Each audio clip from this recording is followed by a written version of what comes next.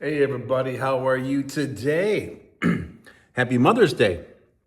Today is Mother's Day, Sunday, May 10th. I have been sober for 14,285 days, 39 years, 1 month, 8 days, 469 months and 8 days. I tell you what, and it's kind of a day for celebration, not so much because I'm sober. I celebrate that every day, and I don't need you to dance around and say, you made it. Yeah, I'm not done my journey yet. But I say celebration because today is Mother's Day, and a lot of people are going to church, dressed up, enjoying Mother's Day on a Sunday. It's a perfect day. Weather's nice. It's going to rain later tonight, but by then all the festivities will be winding down, so it shouldn't interfere with today's activities. Restaurants have extra tents outside for overflow because there's going to be a lot of wait, because I was in the restaurant business my whole life, and of course on Mother's Day, it's one of the busiest days because everybody takes mom out. Cheers. So she doesn't have to cook, because traditionally she's usually the cook. So everybody takes her to a restaurant.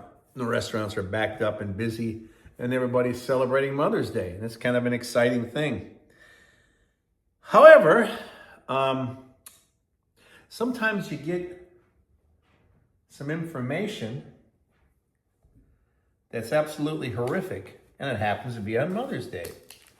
So I start off with, Happy Mother's Day. How are you? I hope you're doing well. This is how many days I've been sober. What is it? 14,285 days. Yay, yay. However, I'll tell you a Mother's Day story.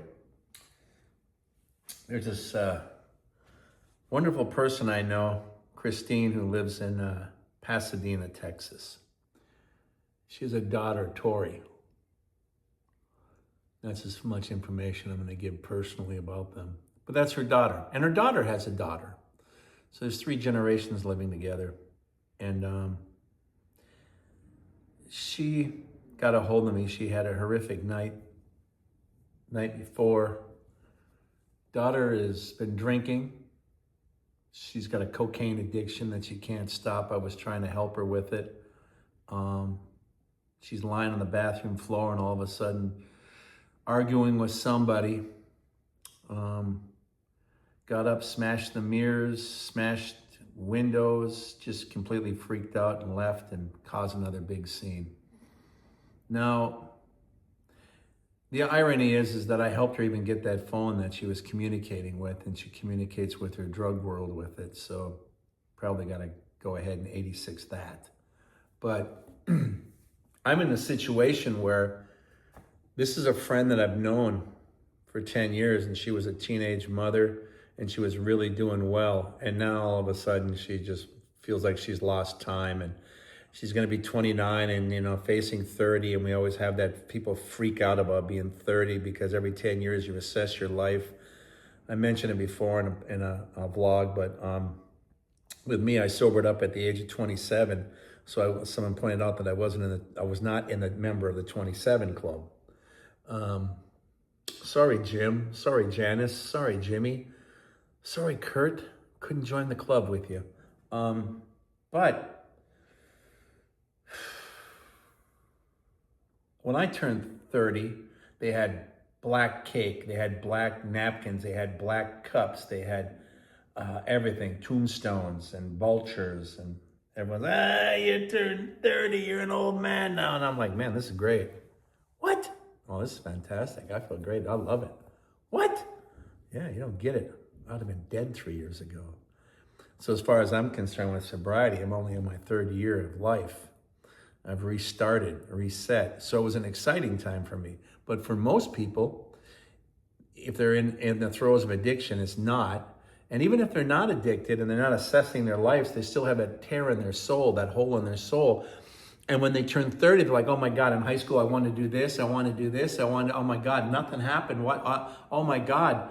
And it's very traumatic.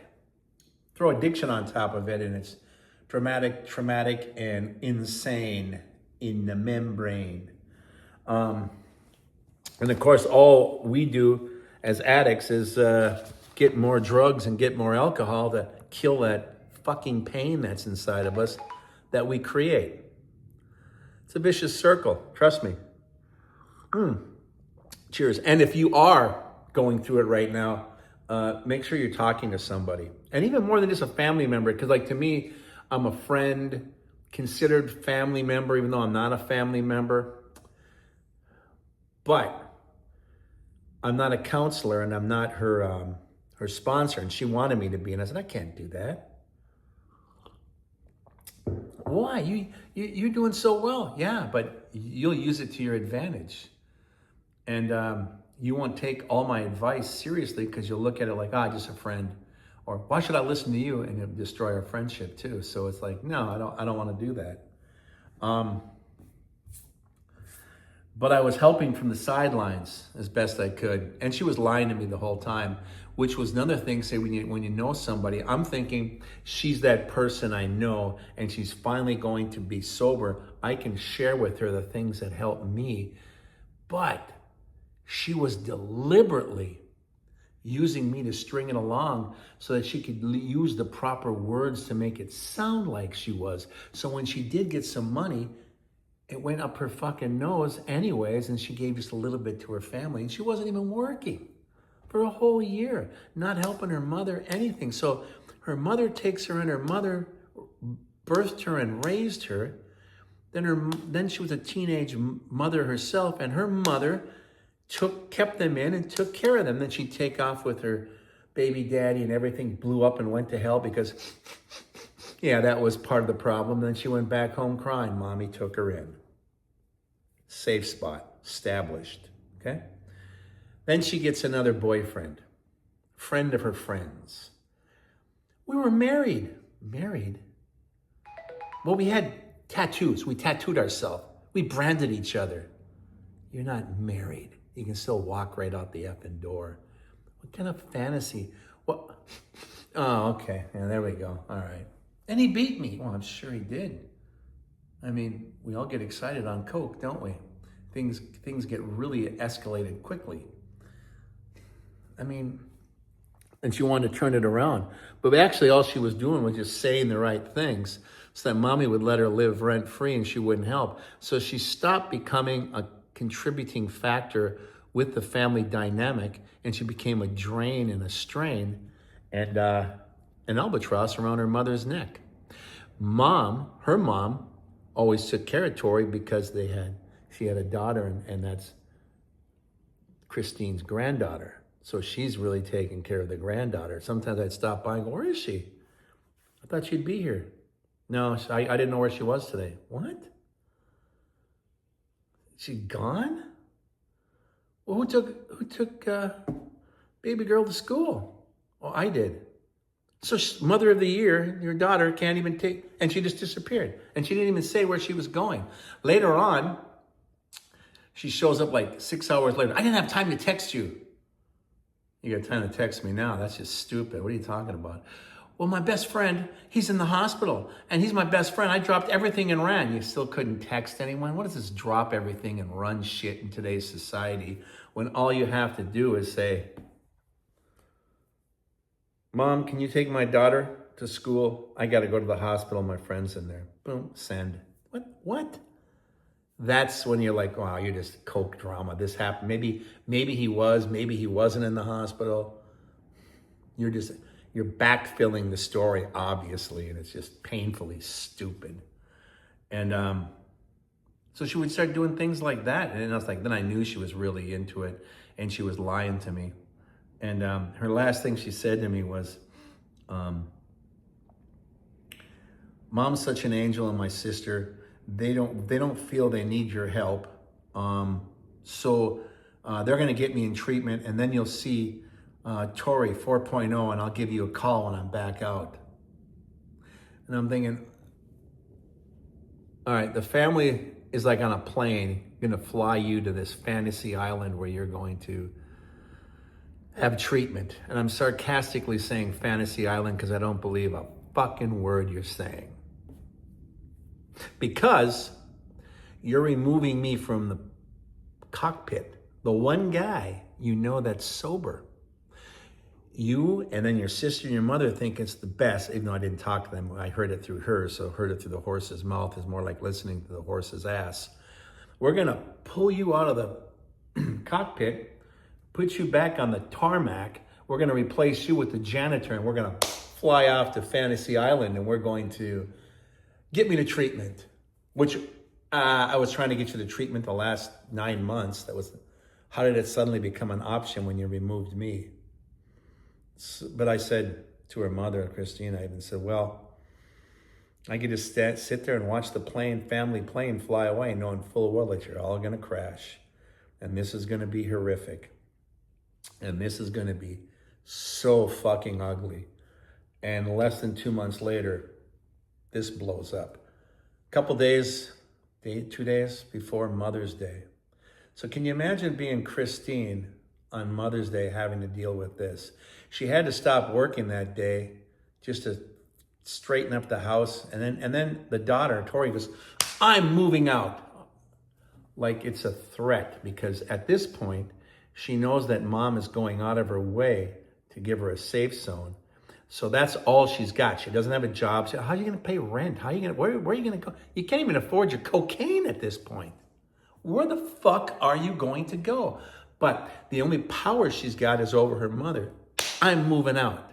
Like she's trying to hurt her. And I'm taking my daughter with. Cool, because your baby daddy's going to find out and he's going to take you to court. Where are you going to go? You're going to go live in a crack house with your baby? You can't even take her to school, for Christ's sakes. It's that kind of stuff. Happy Mother's Day. Can you imagine? So I hope you're enjoying your Mother's Day, but there are ugly stories out here in this world. And this one went down in Pasadena, Texas, and it's still evolving. It's just depressing. It's just horrific. I told Christine, every time Tori's opened her mouth and talked to me in the last 4 to 5 months, it's literally been a lie. Not one goddamn truth has come out of her mouth. It's insane the way she's painted herself in a corner, and she still thinks she's got game, and she still thinks she's in control. That's insane, because the time before that, when she left, all of a sudden she came back just all beat up and falling down and crying. And when she cries, she hyperventilates and you can't get a word out of her. And so Christine put her in her bed. Her daughter was with her and she went to sleep. And the next day she got up and left. And I told Christine, you know why? Because your birthday present was this really cool necklace from the jewelry store, and it was going to be delivered to the house for you. Did you get it for your birthday? No. She knew it was coming back. So she put on this fucked up, stupid show where you felt sorry for her, and then she stole it and she went and pawned it. Happy birthday. And then I didn't even want to talk to her, and then she came back and she started talking to me again, and this all happened. Happy Mother's Day. And then, of course, Christine couldn't work the day before, and then she had to go to work on Mother's Day because Mother's Day is a server. Mother's Day is the busiest day. That's where she's got to make her tips. She had to go to work. Daughter can't go to work anymore. I can't work in a restaurant because there's just so much cocaine involved. There's cocaine everywhere. You're in Pasadena. I sarcastically said, when I walk through Pasadena, I'm ankle deep in syringes. I'm knee deep in broken hookers and prostitutes and drug people that I used to work with and know. Man, you can't even go to GameStop and not find cocaine. You can't, it's everywhere. And then when you get money from your job, it goes right up your nose anyways. And she gets mad at me, but I tell her, I say, hey, everyone can see, cheers, everyone can see your cocaine nose job, just like it's inflamed. I had some other girlfriends I knew that were hanging out with me. So who's this? Oh, it's a friend of mine from... She's not sober. She looks horrific. Yeah, you're right. I've been eating a lot. I just can't seem to gain the weight still. Yeah, I know. It's almost as if you're on cocaine still. And my nose, I've been putting stuff in it and it's still inflamed. Yeah. Yeah, because you can't use the other one because you have a deviated septum from all the shit you rammed up it last time. So between your two nostrils, you only got one left, and that one's inflamed and giving you trouble and never heals because you keep snorting stuff up it. Even though you say you're not. And we all look at the definition of a liar. If I say one thing and do another. I say one thing and I do something else. That's a liar. I consider that a liar. You'll consider that a liar. Everybody considers it a liar, except for her now, because that's the only means of communication she has. So it's real desperate and it's real sad, actually. And with me, it's a personal thing too, because it's like, I help counsel people. But it's not on a personal level like this. This is people I meet afterwards that need help, not someone I knew before who got into drugs and wants to utilize me as a friend, as like an inside track. This will really help me. When in actuality, I fell for it, and she was just using the words to lie and put up that facade and still doing her stuff. And I kept accusing her, and she would fight me over it. And I'm like, well, the evidence is pointing to it. I'm not doing this because I'm an asshole. And it's like, yeah, but now I am, because you're mad at me because I'm not letting it go. And that's the reason why sometimes people pick friends to help them with their addiction. You're their exit strategy from sobriety. You're the reason why they can keep one foot squarely planted in the sketchy drug world. And what better cover for her than having someone who's been sober for 39 years? Holy shit. That's like being a family member of someone who's a general in the army and you're working for the enemy. And you can utilize all that information to extract so you can get what you want. And in her case, drugs, because the enemy is drugs. And alcohol. She's a dumb drunk too. Holy shit. I mean, not that I was intelligent being drunk, but when you see that, you're like, you don't need to drink. That's just, wow, no way. Especially in front of me. I'm like, what? Are you serious? That's not social. You're just on everybody because you're sober. You think you're righteous. You're self-righteous. Yeah, I see, you can say that because I'm your friend. And you're trying to flip me over like a turtle so you can have your way. And I'm going to try to get off my back as you go ahead and do some more lines and a few more bumps and a few more shots. Jesus. It's sad, it's pathetic, and it's obviously not, she's not at rock bottom.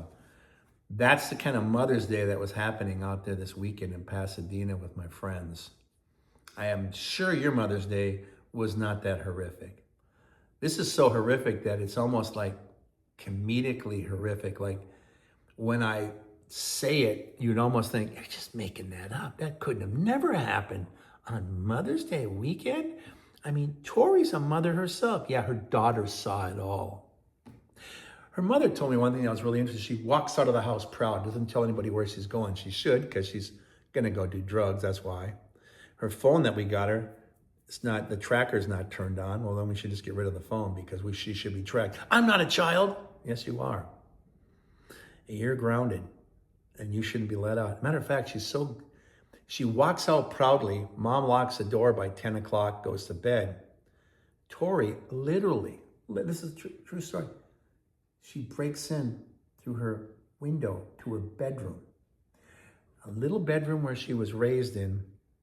And she shares a bed with her daughter. Her daughter is like 12, going on almost a teenager. And her daughter sees mom sneaking in at 2, 3 in the morning, breaking in like a teenager who snuck out of the house because she's past curfew and grounded. She's 29, going to be 29, soon to be 30 and freaking out over that. And she's sneaking in. And I told her once, I said, how old when you first did cocaine? 17, 18? And you're already a mother. You're mentally almost that person. You haven't grown that much since then. Really? What are you talking about? And then I find this, I'm like, you're literally breaking into the house like you're a teenager in your own bedroom, and your daughter sees it, and you share a bedroom with your daughter, who's literally, let's write the script right now. When she starts taking off and you yell at her as a parent, even if you're sober at this point, she's going to say, what do you mean, Mom? You did it. Because she knows Mom did it. I know, I'll deal with that when I get to it. Will you even get to it? Because if social service takes her away, she won't have to have that conversation with you. It's unbelievable. You got to be, to all the baby daddies out there who think they're going to get their baby, because the judges know you're just doing it so you don't want to pay child support. Because your track record shows that you're an incompetent shit, and that's probably why you're not. You're not in their child's life that much. You just want to get out of paying child support. Another good indication is if you have your children's name tattooed on you, but you don't have custody of your children. There's your evidence right there. That means you got to change yourself, baby daddy. So to be a mother and lose your child, you got to be just one stupid, fucked up individual. However, a little bit of drinking, moms can get away with that. They can even get away with a little bit of that. But you do heroin or cocaine, it's a Class A narcotic. Judge does not like that. The judge will not side with you. And even if baby dad, well, so what? He's just a F up. Yeah, so are you. It doesn't mean your baby girl gets to stick with the lesser of two evil. They pluck her out. And then the battle is between your mother, baby girl's grandma, or grandma from baby daddy's mom is still around, who would love to take her. So the grandmas are going to battle because the parents are not adult enough to handle their girl. It's crazy. It's horrific. This girl, Tori, actually took off one time and grabbed a credit card and on mine and racked up like $900, was at a hotel with her daughter. This time she took off with her daughter, like, that's better. I'm taking my daughter with me. I'm going to be at a hotel and I'm going to do cocaine. That way I'm not abandoning her. What? And the other time, last 3 times you left her at home. Is there a difference? Can you tell me? It's still traumatic for your daughter. What? What? So I even said, if I get subpoenaed, they can just pull up the credit card records. And your drug dealer, Guzman, who got arrested, is on that fucking credit card list. Cheers. Matter of fact, the baby mama, or baby daddy's mama, was on there too. She took my credit card and was getting her to give her money on Venmo and paying her with the credit card so she can get more drugs.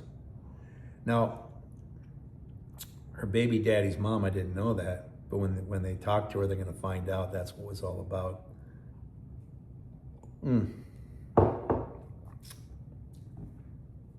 Her sister, really cool, and she said something that got me back on track, and then I realized I needed to pull myself away personally from all of this. And she said, I don't care. She's an adult woman. She's fucking up her life. There's nothing I can do to stop her.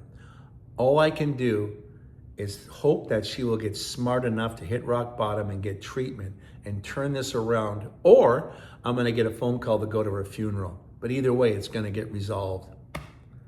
Man, that's cold-blooded. But then I thought, no, it's accurate. And that's the mantra I take with the whole situation now too, because I'm personally involved. Now, helping with counseling and people through the temple of sobriety, completely different.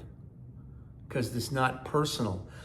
I didn't go to school with you. I didn't work with you. I didn't know you for 10 years. I met you at this point when you were in trouble. I'm your guy for that. But if you're my friend from high school, you're my friend from college, or you're a friend that I worked with that wants to come to me because I have all this sobriety and I'm the guy, no, I'm the guy who's going to now direct you to where to go. But I'm not taking you under my wing. I made that fatal mistake with Tori. I will never do that again with someone I already know, ever again. Because all it takes is I let my guard down because you're my friend and I'm gonna take care of you and you're like a pet project because this is what I do. This is fantastic. And then she did what she did and she's still doing what she does. Wow, happy Mother's Day. Now, I hope I wasn't a bummer on your Mother's Day. I hope you're having a good time with Mother's Day. I hope you're having a good time with sobriety. We need to hear ugly fucking stories like this because it'll happen to you one way or the other or a friend of yours.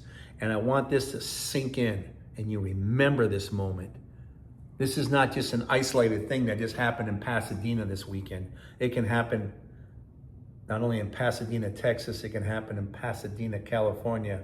Hello to my friends out there and up the hill in San Dimas and in San Diego and in Sacramento and in Redding and Chico up north. First time I went to Chico, I was like, what? Chico, what's the next city? Chong? And of course, friends in Oakland and San Fran. I got to meet a lot of people while I was on the road, opening stores and flipping them for Applebee's International. And when I was out there, I want to say I was sober for 9 or 11 years, whatever, during that time. And that was amazing to people out there. There's a funny thing too, Tori's like, well, I do a little drinking and I still smoke a little weed. So let's just say I'm California sober. That's not a thing. And the thing is, if you're on cocaine, what you're gonna drink? Well, you're eventually gonna go back and do the cocaine because you're doing drugs and you're altering your mind and you're not trying to be honest and be sober, okay? Even this, yeah. Don't. Get off everything first and try to set yourself straight. A lot of people know that I don't have a problem with marijuana. I don't do it myself because I always tell people, hey, when Texas becomes legal, when I look ridiculous sitting with you going, hey man, yeah, I've been sober 39 years. Want to hit? Yeah, I can't do that. I've learned to take care of problems within me without using drugs and suffering and suffocating and keeping that emotion pressed down. So there you are. Anyways, this is long-winded because it's been very painful.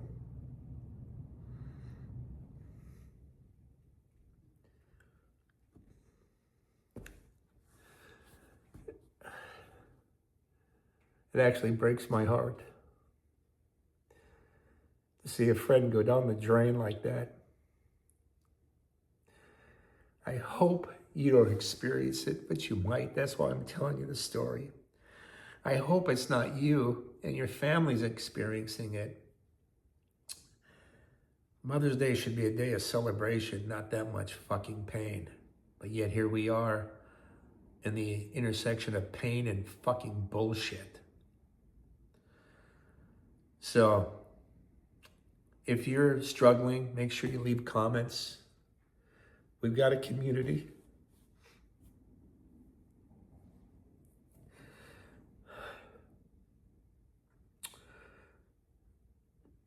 And I'll leave you with Happy Mother's Day. Sunday, May 10th. I've been sober for 14,285 days. And even a day like today, it doesn't even feel worth it. 39 years, 1 month, 8 days. 469 months, 8 days.